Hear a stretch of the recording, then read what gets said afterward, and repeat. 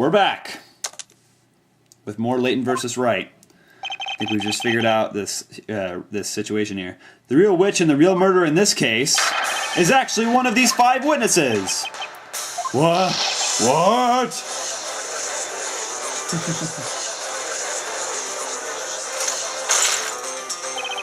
You're telling us that the witch is amongst this group of witnesses? What utter rubbish! There is no possible way that such a claim could be true. That's right, you've got a lot of nerve accusing one of us of being a witch. We have told you nothing but the truth, yet you still have the gall to battle on this such an outrageous accusation. Behold, behold, with my trusty shield deflects your petty words like the petty words that they are. Inquisitor Barnum? Yes, my lord. I would like to see a sketch of the crime scene at the time of the incident. Do you have one in your possession? Yes, certainly, my lord. I have one here. I requested it from the court illustrator just in case. Very well, witnesses. I would like each of you to mark your location at the time of the murder. Here on this crime scene sketch, quickly now. The number of witnesses doesn't add up. It looks like we're getting somewhere now. But we haven't even scratched the surface of this case yet. And it's all thanks to this top hat wearing gentleman.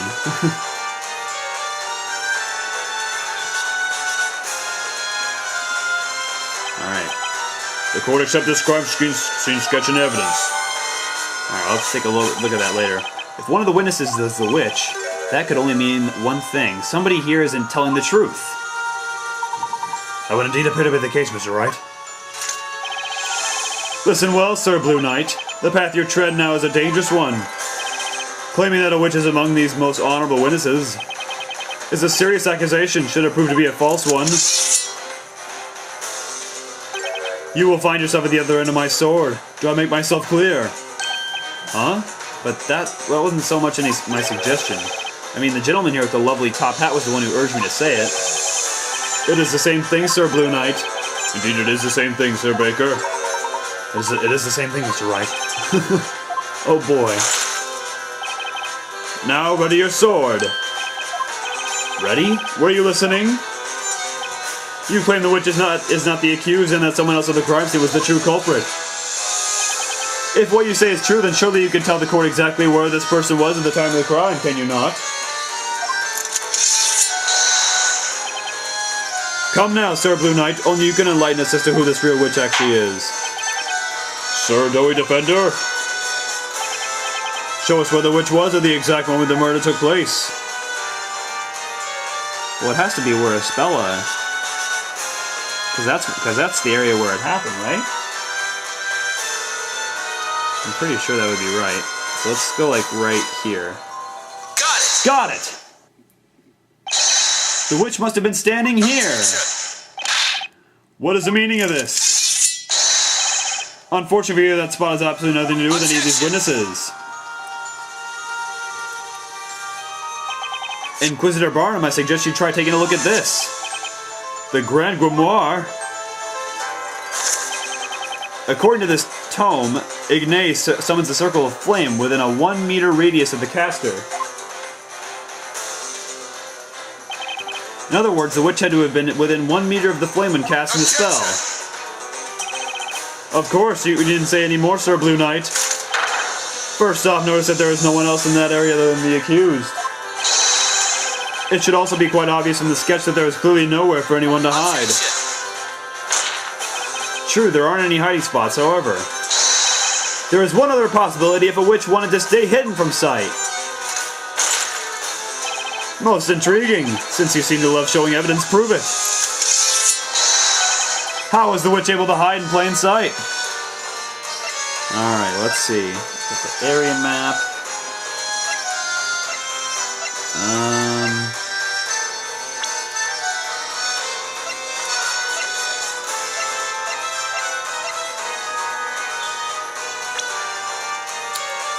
You can use the book too. Oh wait, I forgot we had this new spell. Cause anything in the caster touches to vanish from sight. Simply chant. This has gotta be it. Take that! This Talion Magica contains 2 magic gems. Ignace and one other spell. That's right, the spell Demir. Demir? Ah, it cannot be! That's right. There was most certainly a witch present at the crime scene, only they were completely invisible. All thanks to the magic spell Demir! What foolishness is this?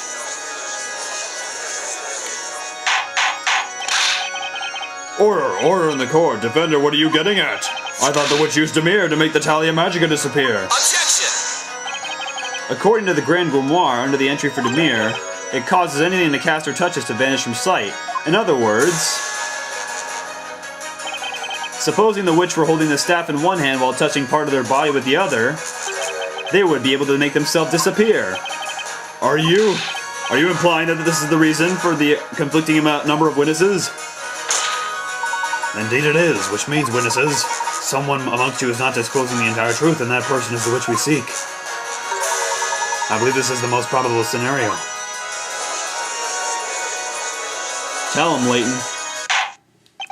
Honorable witnesses, you will testify to the court one final time. Tell us exactly what you saw and what you did not see at the scene of the crime. How absurdly absurd. The purpose of the trial is to convict that girl of the crime, is it not? That's right, we are not witches. Witnesses, I ask that you listen. There is but the wish of mingling among you. That's right, I'm afraid you are all no longer brothers in arms. The true opponent here is within your own group. The real witch is one of these 5 witnesses, huh? Fine by me. Time to put an end to this trial. Alright. Here we go. You wish to know where we were all standing tonight? It matters not. Would the flames not burn just the same? That flame, I never saw anything like it. It quite literally left me speechless. I couldn't even go so much as scream. I heard the tiniest cry, and then when I turned around and blinded, it were roasting, so I rushed right over. I heard the incantation, and the flame suddenly erupted. I'm certain of it. I only saw 3 people there with us. As I said, there were only 3 others present, like that man there who was stumbling around like a newborn calf. Wait, what? Alright. He's been acting kind of weird, so I think we can try to get some more information out of him. A most heinous act indeed. No small wonder these witnesses are so confused. A witch amongst the witnesses? What an utterly baseless claim. I don't think so, Barnum. The only basis claims in this case as of the spell of being a witch.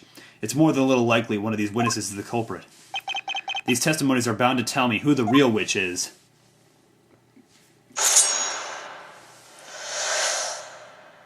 So yeah, let's see if we can get some more information out of Wordsmith, or whatever his name is, because he's been acting really weird.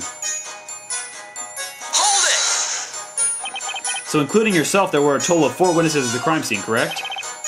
That is how it has come to pass. Oh, sorry, come to pass. By the way, what did you mean by stumbling around like a newborn calf? Yeah, that didn't make any sense to me. Ah, yes, there was a man as inebriate as he was loud. Quite the humorous sight that was, I dare say. He must mean the witness permanently glued to his cup of whatever it is he's drinking. When I saw the flames rise up into the sky, I wondered to myself, my word, whatever could that be? However, I could not simply walk over to check. My knees were a bit weak from shock, you see. That's when the wobbly-legged gentleman came running over. Oh, he's got something in his mind. Hang on! Oh my god, it's pouring over. Is something the matter, mister? Oh my god. Mister! Ah! Whoa! Tone down the volume, Blowy. That's my line. Sir Blue Knight, next time please think before trying to press this witness. Looks like this guy even managed to scare Barnum half to death. Now then, sir, about Mr. Wordsmith's testimony just now. He claimed you were stumbling around. What does he mean by that? I'm gonna set the record straight right now. In no way was I stumbling around anywhere. I'd like to think of it more like staggering with style. A responsible adult should know better than to go stumbling around in the dead of night. Hey, look, I don't just go stumbling around like some clumsy idiot. I've got more sense than that. But anyway, I kind of tripped over a large stone. I mean, you don't exactly see what's on the ground in front of you when you're running at full pelt, right? So you could say I put me life out on the line, proving that you really need to watch where you're going when you run. How courageous of you. Someone give this guy a medal. Sorry. My lord, this testimony is a meaningless waste of everyone's time. Well, defenders, our point to this particular line of questioning. Is there anything worth pursuing here? What should I do? You gotta question further. The witness stated earlier that he tripped over a large stone. Mister, I have one question for you. Why weren't you watching what was in front of you? Well, to be honest with you, I ain't much of a real reason, but something suddenly caught me attention. Out of nowhere, I sort of heard someone call out me name. You heard your name? Of course I turned around when I heard it. Who wouldn't? When a woman calls your name, you pay attention, am I right? So you heard someone call out, hey, you, from behind, you mean? What? I said they called out me name! How many guys you know called hey you? Your name is Amir, so don't you forget it, Bluey, you hear me? I must say this gentleman really does not strike me as an Amir. You know, Professor, it's not a very memorable name, huh? That's harsh. Honorable witnesses, is there anyone among you who is aware of this man's name prior to now? Not at all. He's always just been Mister to me. A knight's name is only as good as the name of the sword he carries. It is the first I've heard of this. I dare say I did not expect his name to be one such as Amir. I'm sorry, but I didn't know his name either. I remember the names of my most loyal customers. Okay, it looks like absolutely no one knew this witness's name. You know, it ain't really much of a surprise to me either. Ha ha ha ha ha. Oh my god, my back is killing me. Oh my god. Okay. But seriously, I definitely heard someone call me name.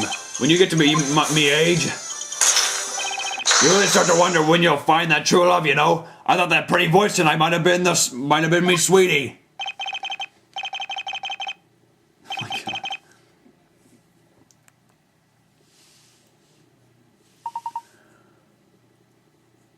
Your Honor, I don't believe we should be so quick to label Mr. Amir's testimony meaningless, would you not agree? I request that the witness add this amusing anecdote to his testimony. Understood. Witness, amend your testimony, but please reflect only the important points of your story. I'm telling you, I heard someone call me name and I was looking around trying to find them.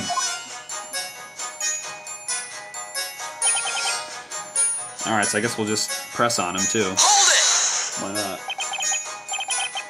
Alright. Excuse me, Amir. Ah, don't sweat it, Bluey, mister. Hey, you, it's all the same to me. You stated that you heard your name being called from behind. Are you absolutely sure about that? Well, right or wrong, it sure sounded like me name. I mean, what else could it have been? I wouldn't have remembered it happened if I heard something, right? Still, maybe there's a chance I just imagined it, huh? But anyway, I remember it came from somewhere behind me. From somewhere behind you? Is something the matter, Mr. Wright? Amir's memory isn't the most accurate, but if what he says is true, then there's definitely something there. Something you say? Might you mean a contradiction? Yeah, I think so. Although, I don't know, there's just something strange about his testimony. I don't see any decisive evidence in the court record that can help. Do you mean to say that you found a contradiction that cannot be supported by the evidence? Objection! My lord, this line of interrogation is a complete waste of the court's time. Defender, I must warn you from here on. Any unnecessary questioning will be dealt with accordingly. If I don't answer correctly here, it's curtains for the trial and for his fella. If you are intent on finding a fault in this witness's testimony, you will need to present decisive evidence to back up your claims. There's not one single piece of decisive evidence in the court record. What do I do now? Mr. Wright? Mr. Layton, I have an idea. I believe there is a weapon of sorts with which you may be able to expose this contradiction without the need of evidence. a weapon? Now, defender, give us your answer. Yes, Your Honor. The defense finds that the witness's testimony contains no problem at all or contains a contradiction. Oh, what the heck. Contradiction. Can't leave anything out. Your Honor, the defense believes that there is a huge contradiction in the witness's testimony. Well, what is this? You must be an even bigger fool than I thought, Sir Blue Knight. You really do not possess even a sliver of common sense, do you? Oh, here we go. If I may interrupt for just a moment, Inquisitor Barnum. Allow me to ask you this. What need is there for common sense in a world that foregoes using it? Accordingly, I must humbly ask that you discard such a manner of thinking. Whatever do you mean? You have my utmost thanks for placing your trust in me, Mr. Wright. Let us discuss the one remaining weapon in this cross-examination. The remaining weapon? This trial has taught us a valuable new technique to be used in the courtroom, has it not? You mean questioning? Right, Professor? Indeed it is, Luke. Each of the witnesses in this trial has given their own account of what occurred. Alright, we'll be right back with more of Layton vs. Wright coming up next. Stay tuned, everybody.